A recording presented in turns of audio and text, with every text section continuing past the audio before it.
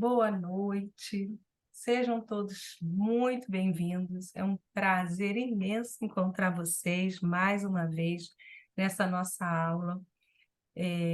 Hoje a nossa aula diz respeito a um conteúdo que tem sido muito solicitado por vocês e também, de uma forma ou de outra, com uma demanda muito grande nos consultórios. A gente está juntando dois temas muito importantes, que é a questão da seletividade alimentar e a questão do TEA.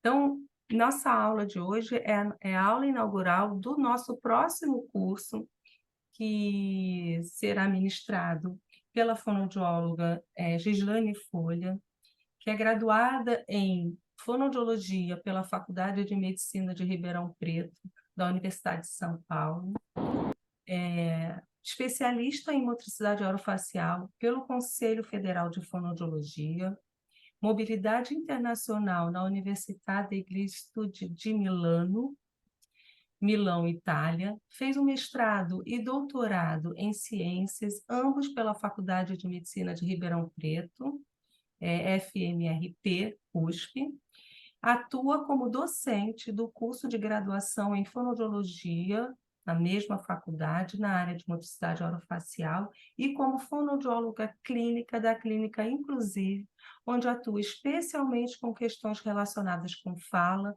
fluência, motricidade orofacial, seletividade alimentar, e é também a nossa professora do curso de Master em MO, que é também coordenado pela Débora Catoni. A Gislane, eu fiz um convite para a Gislane e eu fiquei muito feliz dela ter aceitado esse convite. Muito obrigada, Gislane, ter você mais uma vez aqui na Fonotrade para trazer esse tema que tem sido uma solicitação frequente. Essa demanda é uma demanda que a gente percebe, que nos persegue, e eu vou passar para você a palavra e vou deixar você falar um pouco a respeito desse tema. Obrigada, Alegra. Eu que agradeço, porque eu falo como docente do Master, mas também como aluna da Fonotrade. Então, quando você me convidou e eu conhecendo a instituição e os cursos de qualidade que você organiza, eu não poderia recusar de forma alguma. Na verdade, foi um prazer imenso para mim. Boa noite a todas. Estou vendo alguns rostinhos conhecidos aqui. É, Alegra, se você for vendo alguma coisa no chat que eu não consegui ir organizando, controlando, vocês podem abrir o microfone, me chamar, que eu vou respondendo aqui. Sim, a gente vai primeiro vai falar, ela vai apresentar o que ela preparou, e depois a gente vai falar um pouco do nosso curso, que vai iniciar agora no dia 18? Isso. Dia 18, e a gente depois vai fazer o sorteio. Aquele sorteio de quem estiver com a câmera aberta vai receber uma gratuidade desse nosso curso, tá? Então, Perfeito. participem da aula também, tá bom? Então, vamos lá. É, e quando a Alegra falou, né, hoje o nosso tema vai ser a fonoaudiologia no TEA, repercussão na alimentação. Me vem assim à memória algumas questões, né? Eu, como fono da área de motricidade orofacial, quem aqui trabalha na área de motricidade orofacial, ou mesmo como clínica, tá, gente? Com certeza, em algum momento da sua vida, você já recebeu no consultório alguma demanda relacionada a dificuldades alimentares, seletividade alimentar, ou às vezes a gente já tenha recebido e não tenha olhado tão bem para isso. Então, eu me lembro há algum tempo atrás, que eu, dentro da motricidade orofacial, eu recebia crianças que não comiam, que não mastigavam, que não sabiam o que fazer com a comida dentro da boca, eu olhava de uma forma fragmentada para essa criança. Então, vamos treinar essas funções, vamos trabalhar com o que está alterado, sem entender toda a complexidade que um distúrbio alimentar, uma dificuldade alimentar pode estar envolvida. E quando a gente fala de crianças dentro do espectro, do autismo, essa porcentagem de crianças que podem ter dificuldades relacionadas com a alimentação é muito alta, né? A gente falava até pouco tempo atrás, entre 80% das crianças com TEA tendo uma dificuldade alimentar. Hoje em dia, a gente tem um estudo agora de 2023 trazendo essa porcentagem para 90%. Então, se você é fonoaudiólogo e atende crianças dentro do espectro do autismo, com certeza, algumas dessas suas crianças, ou a maioria dessas crianças, vão, de fato, ter questões alimentares ali envolvidas. E é importante que a gente olhe, tá? Até agora, para que eu possa direcionar aqui a nossa conversa durante a aula, eu queria só que no chat vocês escrevessem para mim se vocês já têm experiência ou já têm algum curso para o DAP, para as dificuldades, né? Distúrbio alimentar pediátrico, para seletividade alimentar, dificuldades alimentares, se vocês já têm ou não. Vocês podem fazer isso para mim no chat, colocar sim ou não? Porque daí eu já vou conseguir direcionar melhor até como eu vou conduzir aqui os principais tópicos da nossa aula. Ótimo. Muito Enquanto bem. eles escrevem, você consegue apagar essa Então, linha eu tô vermelha? aqui, consigo. Aí, pronto, eu estava procurando. Perfeito. Vamos lá, então. A gente tem essa questão de nomenclatura, né? Então, até pouco tempo atrás, a gente tinha definições, a gente ainda pode usar, tá? Essas definições do que é seletividade, do que é uma dificuldade alimentar, mas tem um consenso que eu sugiro muito a leitura para todas, tá? É um consenso, eu vou passar a referência para vocês no próximo slide, vocês podem tirar o print para poder baixar, dá para baixar gratuito na internet, é um consenso de 2019 que traz a nomenclatura de distúrbio alimentar pediátrico. E esse distúrbio alimentar pediátrico, ele vai incluir todas essas outras nomenclaturas que nós tínhamos, tá? Então, claro, a gente pode ainda fazer certas definições ali, mas o termo hoje utilizado é distúrbio alimentar pediátrico, a gente vai falar muito sobre DAP.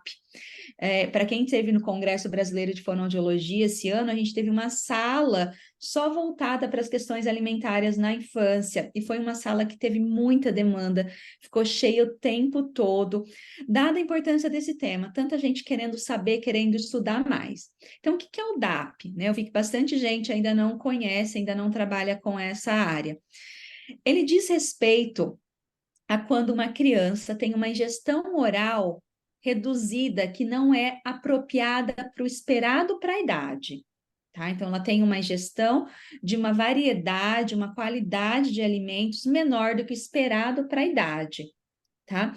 E isso deve vir acompanhado com pelo menos uma alteração em 4 domínios que eu vou mostrar para vocês. Tá? Domínio médico, nutricional, de habilidades alimentares, e vai envolver aqui habilidades motoras orais e disfunções psicossociais. Além disso, esse distúrbio, essa diminuição da ingestão oral, ele tem que estar ocorrendo há pelo menos 2 semanas. Então, quando eu tenho há mais de 2 semanas e menos de 3 meses, eu tenho um DAP agudo, e se isso já estiver ocorrendo há mais de 3 meses, aí a gente já tem um quadro crônico, tá? Claro, a quanto mais tempo isso estiver ocorrendo, mais difícil vai ser o tratamento, e vocês vão entender por quê. Aqui está a referência que eu falei para vocês, desse consenso, que eu sugiro fortemente a leitura, tá? Então, ele traz para a gente essa questão do que é o DAP e cada domínio que pode estar alterado no DAP, sendo que pelo menos um deles precisa estar alterado. Vou falar para vocês sobre cada um deles, fazendo associação, tá, com a fonoaudiologia e principalmente para o TEA agora. Além desses domínios, uma coisa que é importante, essa ingestão reduzida, né, ou diminuída de certos grupos alimentares, ela não pode estar envolvida com questões ali de processos cognitivos ou mesmo culturais. Então, a criança não come tantos alimentos, mas não come por quê? Porque a família não come, porque dentro da sociedade que ela vive não come. Então, aí não se enquadra, tá?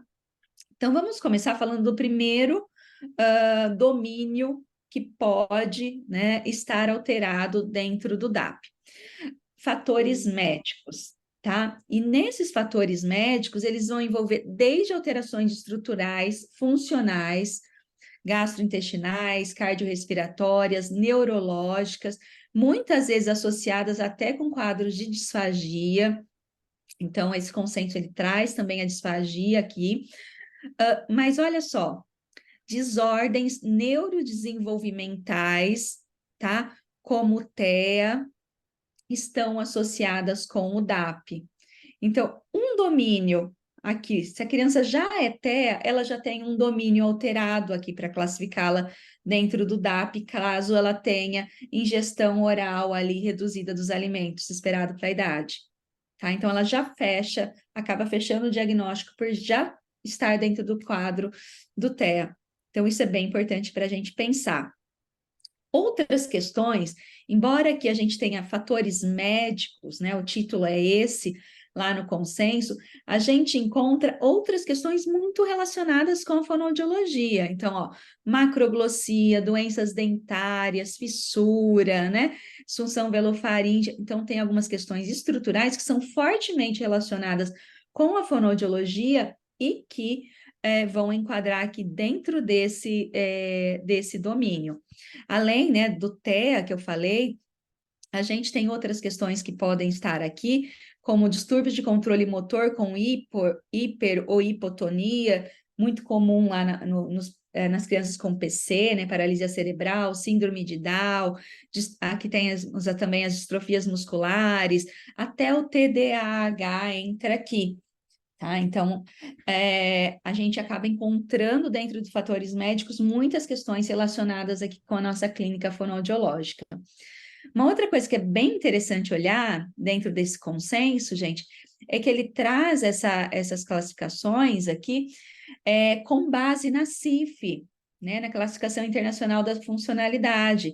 Então, ele traz tanto as questões de comportamento, de funções e deficiências corporais, mas também a parte funcional, tá? Dentro da CIF. Então, ele traz sempre essas relações. Isso por quê?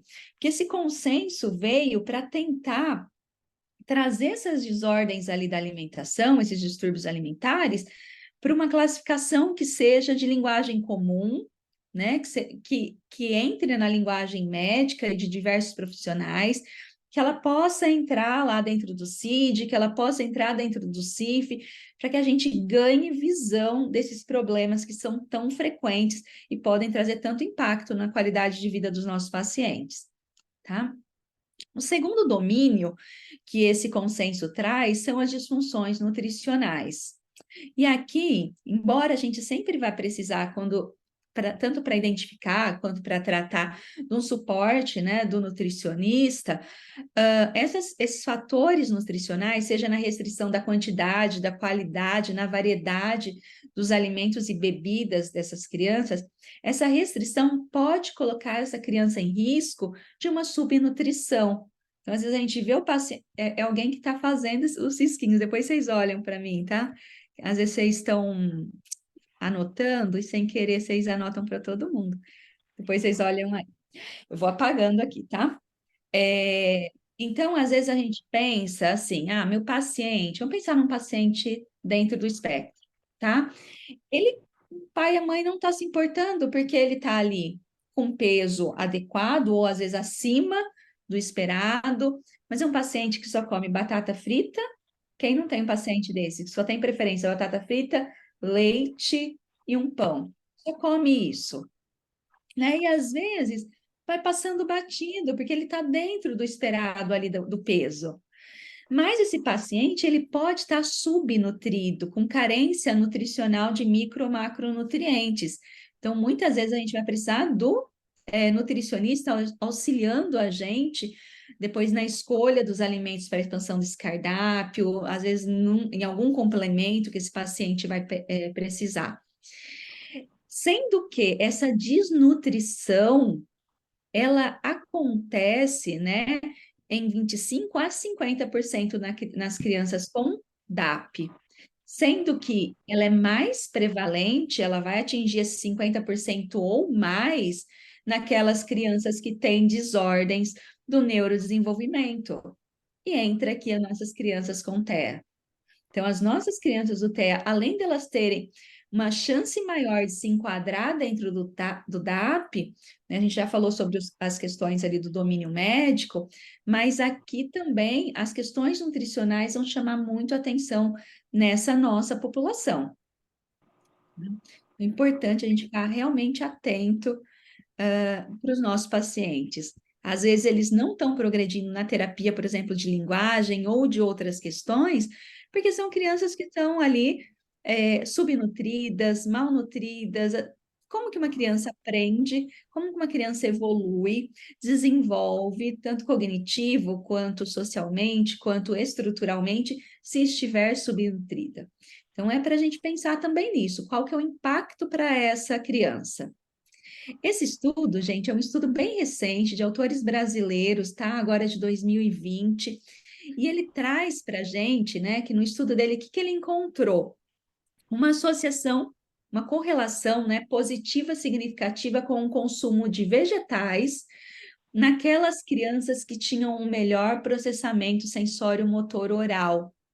Então, quanto melhor as habilidades motoras, a questão sensorial oral da criança, mais essa criança ingeria alimentos mais saudáveis, tá? Esse autor ainda traz para a gente que se a gente quer aumentar o consumo de vegetais, né, que muitas vezes é diminuído na nossa população TEA, né, e diminuir as guloseimas, o consumo ali exagerado de guloseimas, isso pode acontecer com também estratégias que abordem esse tratamento do processamento sensório oral e do comportamento alimentar, das habilidades motoras orais dos nossos pacientes. Então, a gente começa a olhar o tratamento dessas dificuldades alimentares. Alguém chamou, gente? Pode falar, Alegra, por favor. Não? Não? Tá joia.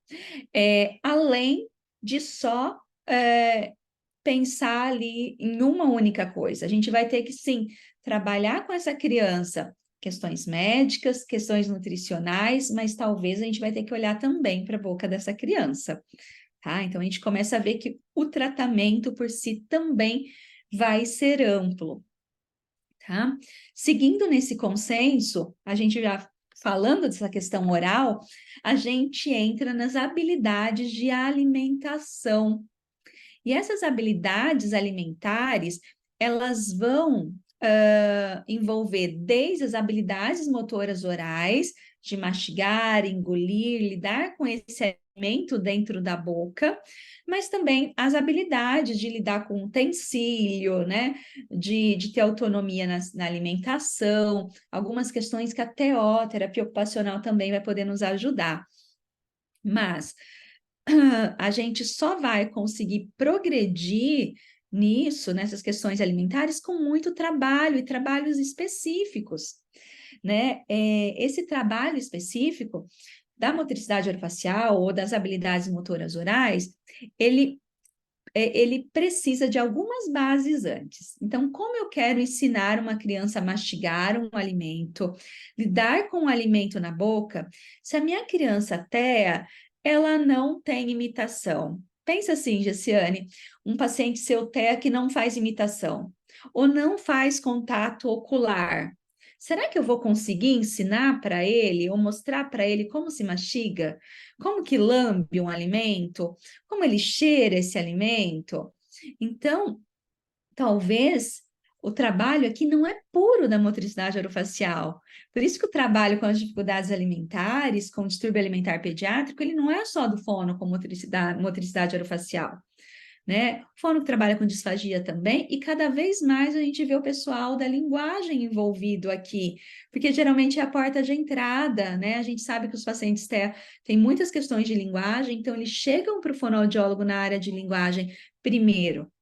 E esse trabalho primeiro, às vezes com a área de linguagem, vai ser extremamente importante, porque vai trazer as habilidades que esse paciente precisa antes da gente desenvolver essas outras, tá? Então, principalmente imitação, contato ocular, são habilidades, além de socialização, interação social, são questões importantíssimas para que a gente possa evoluir depois no tratamento com os alimentos com esse paciente, tá? Eu vou mostrar um exemplo para vocês de um paciente meu. Eu só pedi para não filmar, fotografar, por mais que tenha autorização da família, é sempre de bom tom a gente respeitar aqui as questões éticas do paciente. Esse paciente, depois de muito contato, ele faz acompanhamento também. Obrigada, Alegre. Então, essas dificuldades ali. Opa, deixa eu só voltar aqui que eu pulei sem querer. Essas dificuldades desse funcionamento sensório motor oral, ele pode ocorrer devido a dificuldades sensoriais orais, então tanto uma criança que é hiper ou hiporreativa, uma criança que tem dificuldade de discriminação oral, então às vezes ele coloca na boca, mas ele não sabe o que fazer com esse alimento. Eu gosto muito de uma frase da Patrícia Junqueira, que é: o sensorial guia o motor. Então, se eu não consigo reconhecer esse alimento na minha boca, será que eu vou saber o que fazer com esse alimento na minha boca? Será que eu sei o que eu devo fazer a seguir? Então, a gente tem muitas crianças assim, crianças que às vezes colocam, eu recebi várias crianças assim, colocam um alimento na boca e não mastigam. Elas seguram esses alimentos dentro da boca por horas, até nausear ou até cuspir esse alimento, mas ela não sabe que tem que mastigar, né? Então, às vezes, a questão sensorial alterada pode repercutir no comportamento motor, tá? O comportamento motor também, a mastigação, a deglutição, também pode estar alterado. Então, as funções motoras orais também alteradas. E até mesmo o comportamento ali faríngeo, tanto sensorial quanto motor, tá? Além de limitação, né, em habilidades na alimentação oral, seja que a criança que é incapaz de consumir líquidos e texturas adequadas para a idade, ser incapaz de utilizar os utensílios, de se autoalimentar, né, de sentar-se para comer. Então, quantas das nossas crianças não param sentadas? Elas precisam estar andando para se autorregular. Será que essa criança vai conseguir ter um momento na mesa, né, para se socializar, né? A Roberta acabou de falar, a alimentação também pode ser uma porta de entrada para a linguagem. Pode. No momento da alimentação, a gente pode conversar sobre o alimento, sobre as características daquele alimento, mas também sobre como foi o dia, né? É um momento de socialização essa alimentação. Então, ela é um comportamento que precisa ser aprendido, que precisa ser vivenciado, tá? E muitas vezes, esse momento, ele é muito estressante para essas famílias. Muito estressante, porque a criança não para, a criança não come, às vezes a mãe fez ali um alimento que ela achou que a criança ia adorar, se dedicou àquele alimento, a fazer aquilo, e chega na hora, é um grande estresse, a criança não come. E aí a gente entra num quarto domínio, tá? Que é o domínio psicossocial, tá? Esse domínio psicossocial, gente, muito frequentemente, ele também está presente, tá? Então, ele vai envolver. Opa, deixa eu só mudar aqui uma caixinha, eu já volto. Espera só um minutinho. Ele vai envolver tanto o desenvolvimento da criança ou do cuidador, o envolvimento dessa criança e do cuidador com a alimentação, tá? A saúde mental envolvendo a alimentação, tá? Questões sociais envolvendo essa interação do cuidador e da criança. Qual que é a expectativa dessa mãe, dessa família em relação à alimentação? Como que essa criança come? Quão estressante é o momento dessa alimentação? Qual é a organização dessa alimentação? A criança come à mesa? A criança come andando pela casa? A criança só come se tiver uma tela na frente dela? Ou chegou num ponto que essa mãe só consegue alimentar. Eu falo muito da mãe, que geralmente é a mãe que é protagonista nessa hora de dar alimentação, né? Sempre fica ali para a mãe. Raros os casos que não. Mas que o cuidador ali associou. A única forma dele dar a comida da criança é: você come, se você comer, eu te deixo assistindo uma tela. Se você comer, você vai ganhar um doce depois, uma guloseima depois. Então, esse sistema de recompensa, né, em que a criança é recompensada por comer, às vezes também é algo que não é o mais adequado possível, né? Eu gosto muito de trabalhar o alimento como um reforçador intrínseco. O comer é o meu reforçador, estar me alimentando, ter um alimento prazeroso para mim, é o que deve ser recompensador. E não eu comer para ganhar um brinquedo, ou eu comer porque enquanto eu como eu assisto um vídeo. Além do que, se eu estiver comendo, a minha criança estiver comendo com um tablet na frente dela, será que ela está prestando atenção no que ela está comendo? Será que ela sabe o que está comendo? Ou simplesmente tem alguém colocando, enfiando essa comida na boca, dessa criança sem que ela tenha nenhum controle sobre o que está acontecendo ali? Tá? Até me falaram aqui, tem um paciente que usa o tablet como comunicação alternativa, porém ele não usa em casa. Um dia fizemos suco de morango para expandir em seu cardápio. Foi o primeiro dia que ele chegou em casa e quis usar o tablet para contar para todo mundo que tinha feito suco de morango e que era vermelho e doce. Ai, que maravilha! Nesse caso, a alimentação trouxe a comunicação alternativa para dentro da casa como uma motivação do paciente. Exatamente. Então, aqui a gente vê a alimentação como um motivador, né? Como um reforçador intrínseco, e não como o tablet sendo o reforçador. O tablet foi usado para contar o que aconteceu. E a gente vê que isso foi prazeroso para ele. Né? Ele quis até, olha, foi muito bacana. Ele quis, né, se comunicar, ele encontrou ali uma razão para até usar esse tablet em casa. Excelente, excelente.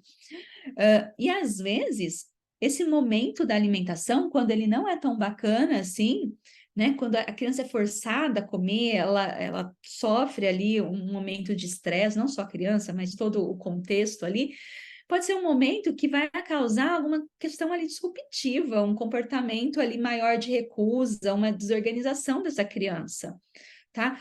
Às vezes só piora o quadro.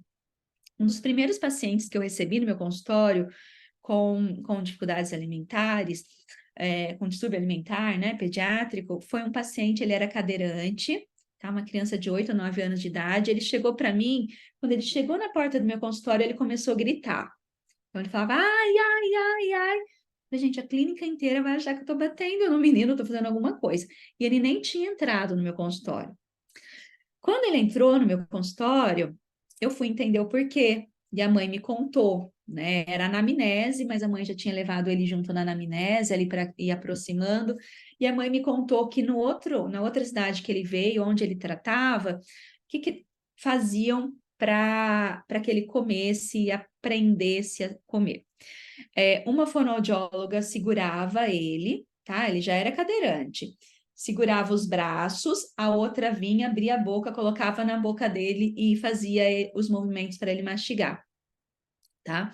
E era uma criança que tinha muita questão sensorial, que tinha muita dificuldade. Então, assim, qual que era o meio dele se proteger? Era gritar, né? Era chorar ali. E aí, com ele, o processo, né? Antes de eu trabalhar a habilidade motora oral, foi o processo de aproximação dele na terapia, foi fazer jogos envolvendo os alimentos, foi pouco a pouco, até eu trazer alimentos que ele já aceitava, que ele já consumia, para a gente trabalhar as funções motoras orais. Eu sempre trabalho com alimentos que a criança já tem no cardápio para depois, gradualmente, expandindo o cardápio dele por meio dessa expansão do cardápio, de acordo com as características sensoriais dos alimentos e as habilidades motoras que ele já apresentava. Então, foi um processo muito mais longo. Então, a gente tem que tomar muito cuidado. Por que eu falei que a imitação é muito importante nesses pacientes? Eu muito dificilmente coloco a mão na boca de um paciente meu com DAP, tá? Principalmente nos TEAs. Porque eu vou invadir o mundo dessa criança, eu vou invadir uma região que ele tem um controle. Será que o estímulo da minha mão nessa boca não vai ser um estímulo a mais, uma coisa a mais ali para ele se incomodar? Então, muitas vezes eu prefiro trabalhar com imitação. Então, eu vou dando modelo. Eu tenho o meu mordedor, a criança tem o dela. Eu tenho a minha caneta massageadora, a criança tem a dela. Eu tenho o meu alimento, a criança tem o dela. Eu quero que ela aprenda. Eu não quero forçar ela a nada. Tá? Então, trabalho muito com imitação. Bom, embora nem todas as crianças possam ter alteração nesses 4 domínios, vamos lembrar dos domínios? Médico, nutricional, de habilidades e psicossocial, embora nem todas, tá? A nossa avaliação, ela deve contemplar, ela deve ter um olhar para esses 4 domínios, por quê?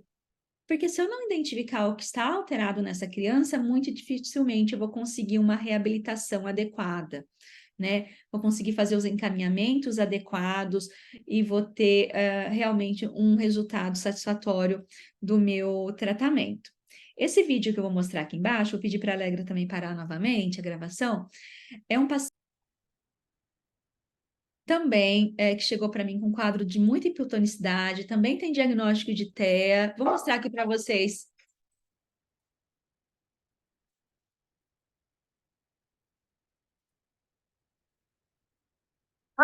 Aí, sempre antes da minha sessão, eu faço alguns exercícios com a criança para preparar, tá? Então, alguns exercícios de MO, alguns exercícios de mastigação indireta. Então, vai depender muito da avaliação de cada um. Esse era um caso que precisava de muita coisa. Era uma criança, ele chegou para mim com a seguinte queixa da mãe: ele só come papinha de fubá, só polenta mole, anguzinho de fubá.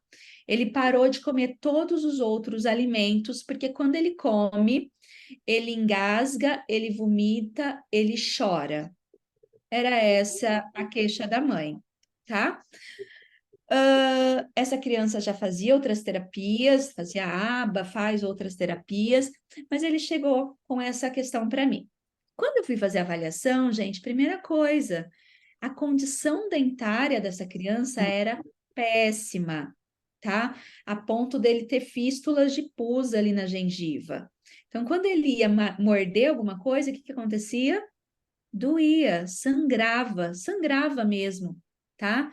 A gente foi fazer a avaliação, ele pegou o mordedor, porque assim, ele era muito treinado, sabe aquela criança ali que precisa de um nível de suporte muito alto e foi treinadinha a fazer? Então, o que eu pedia fazer, ele fazia. Ele mordeu, começou a chorar. Falei, para, fui ver a gengiva sangrando, uma gengivite ali instalada. Ele tinha uma questão médica, odontológica ali para ser resolvida. Eu vou conseguir trabalhar com essa criança sem aliviar essa dor dessa criança? De jeito nenhum. Então, ele foi indicado, encaminhei para o odontopediatra, ele voltou com uma condição melhor, fez uso de antibióticos, e aí a gente conseguiu progredir lentamente. Mas ele tinha muito pouca habilidade motor oral e a sensibilidade oral dele também era muito ruim. Então, qualquer toque de alimento sólido na boca dele provocava o gag. O que é o gag? Aquele reflexo de vômito, tá? Não é o engasgo, ele tinha o gag, tá? O que acontecia? Na hora que ele apresentava esse gag, essa náusea, a mãe, o pai, a avó, eles não entendiam o que estava acontecendo, eles imaginavam que a criança estava engasgada. E na hora, todo mundo desesperava e em cima dele fazia manobra de desengasgo e o que acontecia? Ele vomitava. Então, era uma situação extremamente estressante para a família e para ele. Cada vez que ele engasgava, não, que ele tinha esse vômito, esse gag com um alimento, nesse momento, ele já percebia que aquele alimento era traumático, aquele momento era traumático e passava a recusar esse alimento. Chegando ao ponto dele só ter um alimento no cardápio dele, que era essa papinha, esse mingau de fubá, tá? Então, foi uma criança que a gente teve que trabalhar ali de maneira inter. Hoje ele já teve alta da fono, ele tá só com a psicoterapia, porque é uma criança que ainda precisa ali de um acompanhamento psicoterápico por todos esses traumas que foram provocados ali nesse momento da alimentação. E realmente, essas crianças que têm, por exemplo, a Roberta falou, né, monialise oral, né, tem uma irritabilidade na mucosa oral, ela pode ter recusa causada pelo desconforto. A mesma coisa para as crianças que têm esofagite, tá? Tem refluxo, às vezes ela tem um desconforto que precisa ser trabalhado previamente. Mas o que a literatura traz para a gente, tá, Roberta?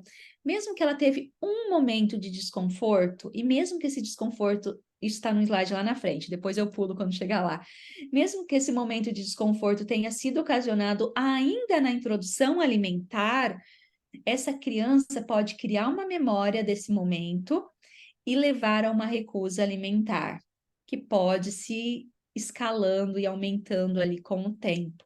Então, um evento traumático que tenha pode levar a outras descompensações, infelizmente. Eu trouxe para vocês aqui os passos do food chaining, tá? O food chaining é um dos métodos, né, que a gente tem, uma das teorias que a gente usa ali para o tratamento do DAP. Existem outras, tá? Depois a gente pode falar sobre elas, mas no food chaining, vocês já devem ter visto, tá? Talvez no Instagram, como eu saio de uma criança que só come purê de batata para a batata frita. Então, ele vai falando para você, olha, vai fazendo essa progressão de alimentos até chegar na batata frita, tá? Então, é um dos métodos de esticamento, tá? De expansão do cardápio. E ele fala para a gente, uma das coisas que ele preconiza, e olha que esse método veio antes desse consenso, ele fala que a gente tem alguns passos na nossa avaliação. Então, verificar a condição médica, e se tiver alguma questão envolvida, a gente precisa fazer encaminhamento para o médico. Se essa criança tiver alergias alimentares e problemas relacionados à nutrição, nutricionista. Se a gente precisa verificar, né, avaliar habilidades motoras orais que estejam afetando a habilidade de comer, fonoaudiólogo.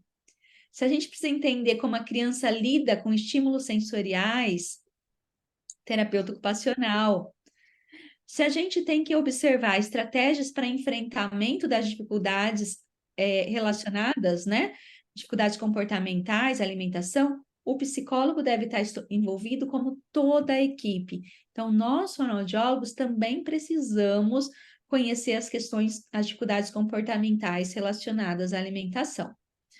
E saber por que a criança só aceita certos alimentos por suas características é um papel da equipe como um todo, incluindo nós fonoaudiólogos. Então, por que meu paciente só come batata frita, mas ele não come, deixa eu pensar num outro alimento, ele não come carne? Por quê?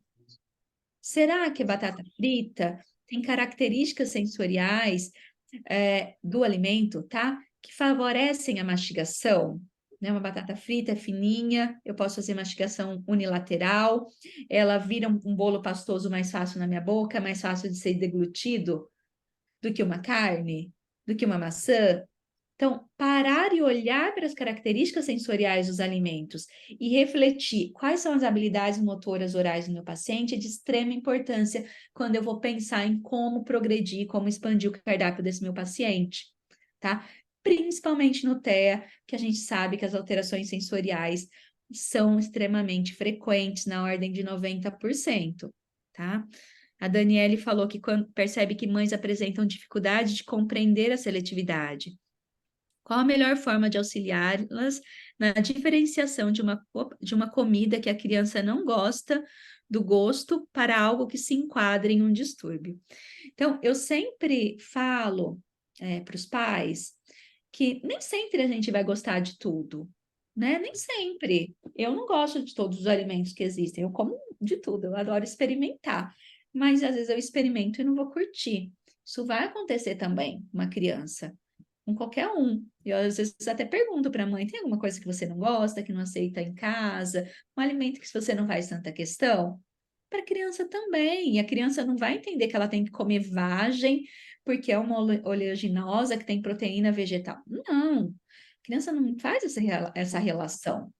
Mas trabalhar para que essa criança prove e tenha uma aproximação e tenha um conforto de comi, não gostei, ok, eu posso deixar aqui que ninguém vai me tratar mal, brigar comigo porque eu não comi. Isso é uma coisa. Agora, a criança que tem uma redução muito ampla do cardápio, que entra numa seletividade, entra num DAP, essa criança precisa de atenção. Essa criança precisa de uma atenção especial. Não é porque ela é fresca, não é porque ela é chata para comer. Essa criança pode não ter, acho que está no meu próximo slide até. Deixa eu achar aqui. Essa criança pode, depois eu vou ter essa frase. Pode ser que essa criança não tem conforto, não tem prazer e não tem habilidade para lidar com aquele alimento, tá? Pode ser não é ser chato, é não ter conforto alimentar, não ter segurança alimentar, tá? Então, aí a gente vai ter que trabalhar com isso. Para a gente trabalhar e trabalhar recuperando as funções estomatognáticas, de modo que elas supram essas necessidades do organismo de forma prazerosa, de forma confortável, que não gere dano, não gere nenhuma outra compensação, a gente precisa conhecer essas estruturas envolvidas na mastigação, na deglutição, e como se dá a coordenação entre as questões sensórias e o comportamento motor. Isso, gente, é uma referência da Cláudia Maria de Felice de 99, que a gente tem que reconhecer informações sensórias e comportamento motor. Muito antes desses estudos, dessa questão de seletividade, dificuldade alimentar, distúrbio alimentar pediátrica vir aí à tona, tá? E aí, quando a gente olha para referências bem mais atuais, aqui falando do TEA, deixa eu só tirar minha caixinha aqui para não me atrapalhar, só um minutinho. Posso fazer uma perguntinha rápida? Pode, rapidinho pode, vai lá. Não, porque assim, a gente está falando, você está falando muito da questão alimentar em si, né? Algo Aham. mais sólido e tal.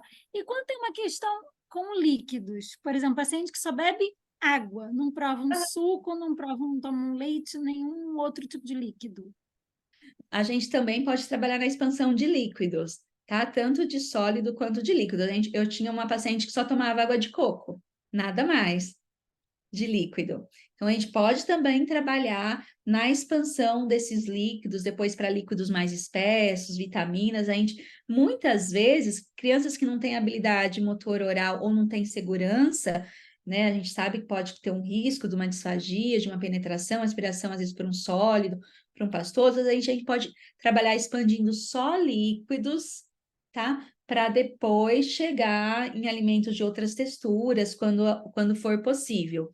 A gente também já teve casos aqui na clínica de só expandir alimentos iolifilizados, como chama? Alimentos em pó. E já teve vários casos, assim, bem extremos, tá? Então, pode ser que a gente tenha que às vezes, evoluir dentro do que é possível ali, dentro daquela única consistência. Tá? Isso acontece. A Júlia perguntou por que frutas e verduras são mais complexas para eles. Pelo fato ambiental da família não oferecer, pode ser, ou pela dificuldade sensório-motora. Júlia, pode ser os dois, mas uma questão que é muito importante é a questão sensorial desses alimentos. Geralmente, frutas, verduras têm cheiro diferente, sabor diferente. Vamos pensar numa maçã. Para eu comer uma maçã, eu tenho a textura da casca, a textura da polpa, o líquido que se solta. Então, eu tenho que lidar com um monte de coisa ao mesmo tempo na minha boca, tá? E ao ponto que eu vou mastigando, ela vai mudando ainda essa textura. Então, às vezes, alimentos que têm texturas diferentes, texturas complexas, que nós chamamos, são mais difíceis, tá? São mais difíceis. Além do que, às vezes a maçã que eu como hoje é diferente da maçã que eu como amanhã.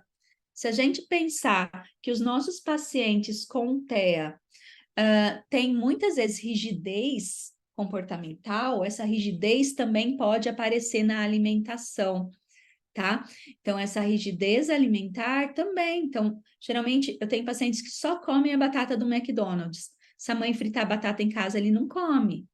Porque a do McDonald's sempre é feita do mesmo jeito, sempre sai igualzinha se eu comer na hora. Raras exceções, né? Mas é muito mais fácil de acertar do que, por exemplo, uma uva, uma maçã que hoje está doce, amanhã está azeda, uma hora tem semente, outra hora não tem, tá? Então, às vezes isso acontece.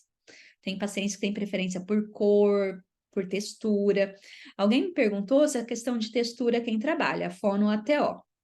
A TO pode ajudar muito, porque imagina, uma criança que sequer põe a mão numa coisa que é de textura, de purê, ela vai levar um purê na boca? Se eu não tenho coragem de encostar numa minhoca, eu gosto de fazer essa analogia, eu vou colocar uma minhoca na boca e vou mastigar? De jeito nenhum. E às vezes essa criança, ela vê o alimento como uma coisa estranha, né? Como uma minhoca. Então, se ela mal consegue ver o alimento, sentir o cheiro desse alimento, tocar nesse alimento, será que ela vai levar para a boca? Então, às vezes a TO faz essa ajuda para essas questões sensoriais ali, mais táteis, corporais, e a boca, a gente que vai trabalhar, tá? E aí, o que eu estava falando para vocês, algumas referências mais atuais já trazem para a gente, tá? Que pacientes com TEA têm inabilidades motoras orais relacionadas com a mastigação e deglutição, tem também a disfunção sensorial. Então, é razoável supor que esses componentes podem influenciar direta ou indiretamente nos comportamentos alimentares, tá? E, além do que, é conhecido, né, que o TEA, ele pode cursar com alterações motoras, práxicas, do equilíbrio, motora grossa e fina, né, de tônus muscular, de resistência, de consistência e uniformidade dos movimentos, dos marcos. Então, a gente, como fonoaudiólogo, a gente tem que entender o papel dessas alterações para poder a gente interferir, né? Agora, imagina um paciente que tem alteração de sensibilidade ou de discriminação sensorial. Ele colocou uma maçã na boca, mordeu, maçã super crocante, dura, tá bom. Começou a mastigar, essa maçã começou a ficar molinha, pastosa, molenga na boca dele. Será que ele é capaz de lidar com essa mudança toda desse alimento dentro da boca dele? Tá? Então, não é só lidar com a informação sensorial no momento que eu coloco o alimento na boca, mas é no momento que esse alimento vai progredindo dentro da minha boca também com o passar do tempo. Então, às vezes a gente tem aquela criança que morde, mastiga, mastiga e gospe, não engole o alimento. Será que ele está confortável para engolir esse alimento? Tá?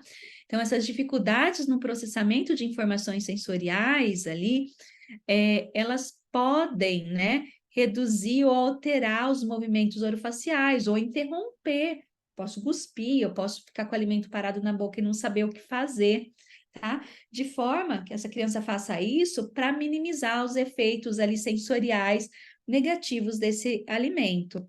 Aqui os próximos slides são coisas que eu já fui falando, então eu vou pular aqui um pouquinho e isso, né? Eu acabei de falar para vocês. Então, às vezes, a dificuldade ali na alimentação não está associada com ser chato, não gostar, não querer comer. Às vezes, essa criança não ter condições suficientes de envolver essa alimentação de maneira com prazer, com conforto, tá? Então, essa queixa que às vezes a gente tem ali, né? É muito comum, eu recebo muito isso no consultório. Eu vim com você porque meu filho não mastiga. Isso é muito comum. E aí a gente vai ter que entender por que que ele não mastiga. Qual a relação dele com esse alimento, quais são as habilidades orais dele com esse alimento, qual é esse alimento, como ele está lidando com esse alimento. Então, é importante a gente pensar nisso. Por quê? Porque mastigar é uma atividade sensório-motora. Eu tenho que estar mastigando e avaliando esse alimento ciclo a ciclo, golpe a golpe mastigatório. Será que esse meu paciente está dando conta de lidar com todas essas informações? Será que ele tem uma falha nesses processos sensórios motores que está levando a alguma adaptação e compensação? Né? Isso pode estar acontecendo. Quais são as informações sensoriais desse alimento? Às vezes a gente não para pensar. Muitas vezes eu dou supervisão e o terapeuta chega para mim e fala: Ó, eu estou expandindo o arroz e feijão. Aí eu pergunto: por que você está expandindo arroz e feijão? Ah, porque os pais pediram. Ok. Quais são os alimentos que essa criança suporta, que ela já come? Ah, é purê. Então, será que introduzir arroz e feijão nesse momento é o alimento mais fácil para essa criança? Será que um purê de feijão não vai ser mais fácil? Então, às vezes, a gente tem que parar e pensar nessas características sensoriais também dos alimentos, além das habilidades motoras orais dessa criança. Como eu já falei para vocês, a mastigação é um ato fisiológico, complexo, mas ela é aprendida. Então, eu preciso que essa criança tenha meio, que ela tenha oportunidade. Essa janela de oportunidade começa lá com 6 a 9 meses.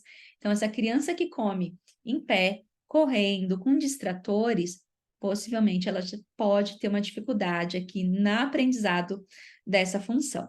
Já estou quase encerrando, tá, gente? Só quero trazer para vocês alguns estudos mais recentes, né, dentro do TEA, já que são muito escassos mesmo. Esse estudo é um estudo assim para a gente tirar o chapéu, porque é um estudo brasileiro, foi um pioneiro em comparar função de deglutição e mastigação em crianças com TEA, tá? Ele vai ter algumas limitações que eu vou falar para vocês, mas o que eles encontraram? Que essas crianças apresentam alterações sensoriais orais que justificam as dificuldades dela. Esse estudo, ele não encontrou dificuldade nas funções de mastigação e deglutição. E aí eu falo para vocês que essa foi a limitação desse estudo, tá? Talvez ele não tenha encontrado essas dificuldades alimentares, porque ele trabalhou com poucas crianças, tinha 5 em cada grupo, 5 no grupo TEA e 5 nas crianças neurotípicas, tá? E ele só trabalhou com avaliação na avaliação só se a criança tem ou não tem alteração. Tem ou não tem alteração, tá? Talvez se ele tivesse medido o quanto de alteração ela tem, o quanto de dificuldade, ele teria encontrado mais questões ali para a gente investigar, tá? Como sugestão, tá? Para avaliação, mais esses componentes aí, motores orais aí para vocês. Claro, no curso que a gente vai ter, eu vou passar para vocês muitos outros instrumentos para avaliar todos os domínios que eu falei para vocês do DAP. Aqui eu estou falando para vocês só dos domínios ali orais, tá? Dentro desses domínios de habilidade orais, eu sugiro vocês utilizarem protocolos validados, tá? Como quem tem maior contato com o MBGR, que é um protocolo validado, ou com o AMIOF, que é o protocolo que eu uso, tá? Eu sugiro que utilizem esses protocolos validados para isso. São protocolos que vão nos dar bastante informações ali. A gente tem uma escala que ela já é validada no português, tá? Que é a escala do comportamento alimentar aqui, do autismo, vou passar ela aqui para vocês. Escala labirinto ali de avaliação do comportamento alimentar no TEA, e ela tem ali 26 questões em que a gente coloca se a criança tem, né? Ou não, se ela tem raramente, às vezes, frequentemente ou sempre. E aí a gente consegue, a partir dessa escala, ver em quais fatores essa criança tem alteração, se é de motricidade na mastigação, de seletividade alimentar, de habilidades nas refeições, de comportamento inadequado relacionado às refeições, de comportamentos rígidos, de comportamento opositor e de alergias e intolerância alimentar, tá? Então, é bem bacana e é fácil de aplicar. Eu sei que vocês estão me pedindo as referências. Eu posso, Alegra, disponibilizar para elas as referências lá no nosso grupo? Tá? Eu vou fazer isso para vocês. Eu tenho todas as referências nos slides e eu passo para vocês no final. Como são todos os artigos que estão abertos, tá? Estão gratuitos. Nesse eu até deixei aqui a referência. Estão gratuitos, então vocês conseguem baixar. Eu acho bacana que vocês baixem, porque acaba dando um crédito para os autores, né? Para as próprias revistas que disponibilizam. Então é bacana que vocês baixem, mas eu passo as referências todas, tá bom? Só para a gente finalizar e falar um pouquinho sobre tratamento, o tratamento para as crianças TEA com DAP, eles podem ser desde tratamentos estruturados. Eu uso muitos estruturados para aquelas crianças que já fazem terapias, como a ABA, que já estão acostumadas com tratamento mais fechado, tá? E não estruturados por meio de atividades lúdicas, por meio de imitação, tá? Então, a gente vai morder igual o leão, a gente vai sugar igual o tamanduá. Então, eu sempre trago ali algumas referências para que essas crianças possam fazer esse momento de alimentação de maneira prazerosa. E, gente, é muito comum que os pais tragam para mim assim: Gi, eu quero trazer meu filho todo dia na sessão porque ele come com você em casa, não. Na escola, não. Tá? Então, envolver a família nesse processo terapêutico é crucial. Tá? Então, eu sempre passo para os pais o que foi feito na terapia, como eles podem conduzir isso em casa, qual alimento a gente está trabalhando. Orientação para os pais, gente, é crucial, senão a gente não consegue evoluir, Meu paciente vem 1, 2 vezes comigo na semana. Em casa, quantas refeições ele tem? Então, se a família não estiver envolvida de maneira adequada, tudo que eu trabalhei na minha sessão pode se perder, tá? Se ele comeu de maneira prazerosa na minha sessão, chegou em casa, ele não quis, ao invés do pai e a mãe respeitar e oferecer de novo numa segunda oportunidade, o pai e a mãe forçarem essa criança para comer, eu perdi tudo que eu fiz, tá? Então, isso é importante a gente ter ali em mente, tá?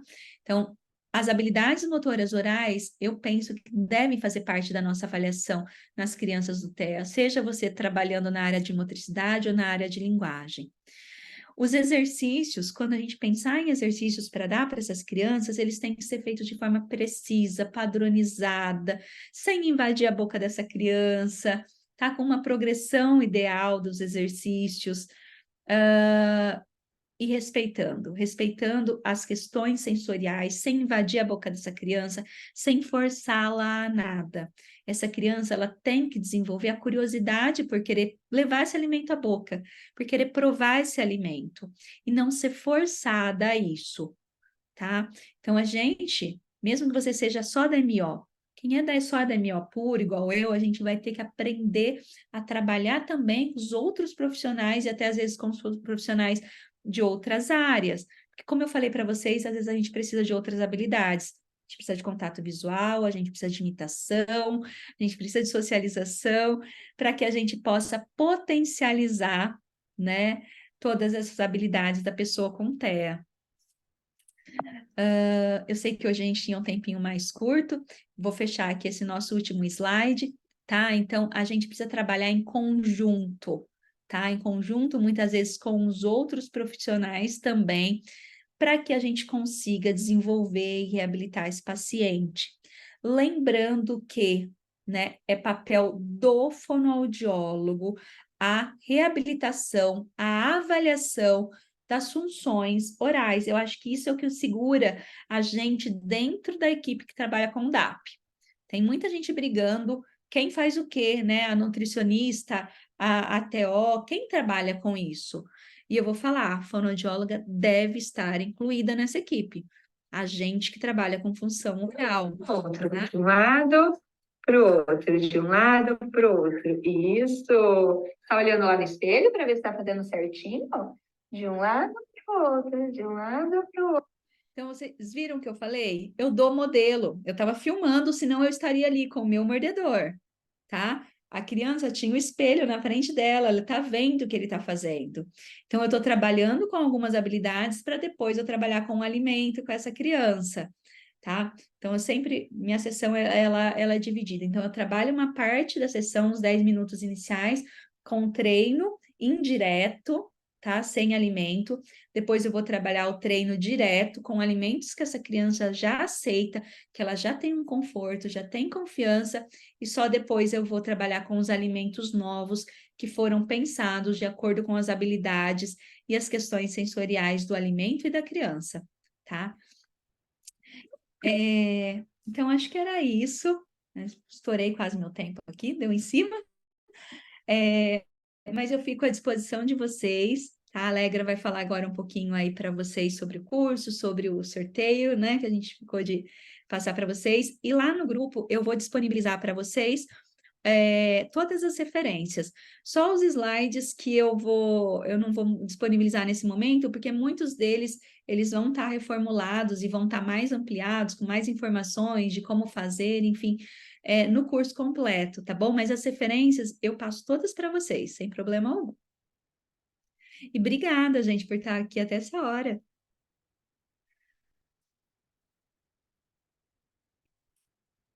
Alegra, seu microfone.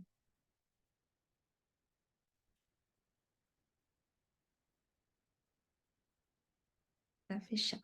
Pronto. Aí. Você pode descompartilhar. Ai, sim, pera só um segundo.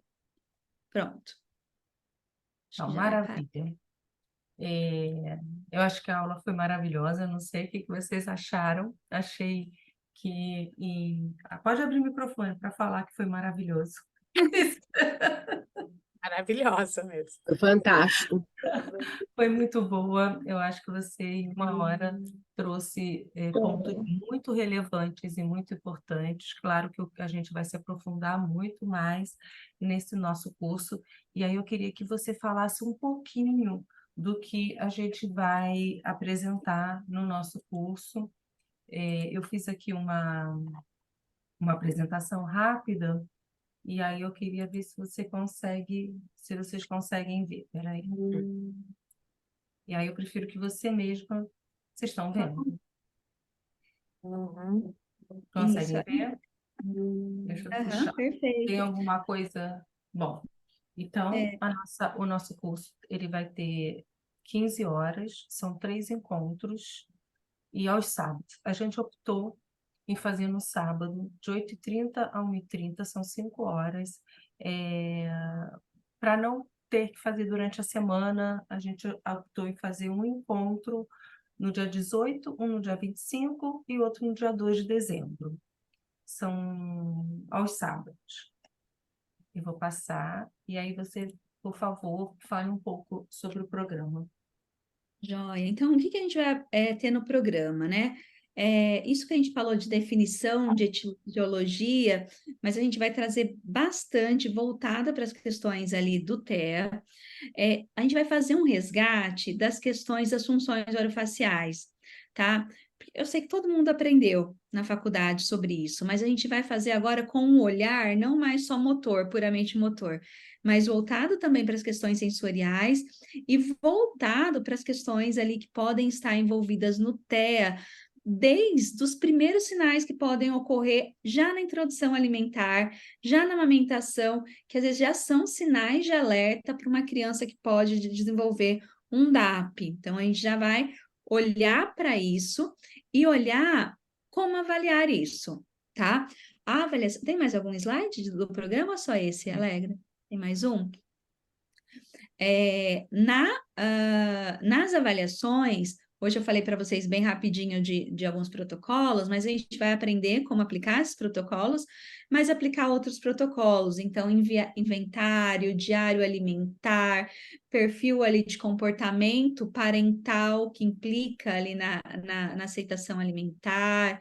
Então, a gente vai ter outros...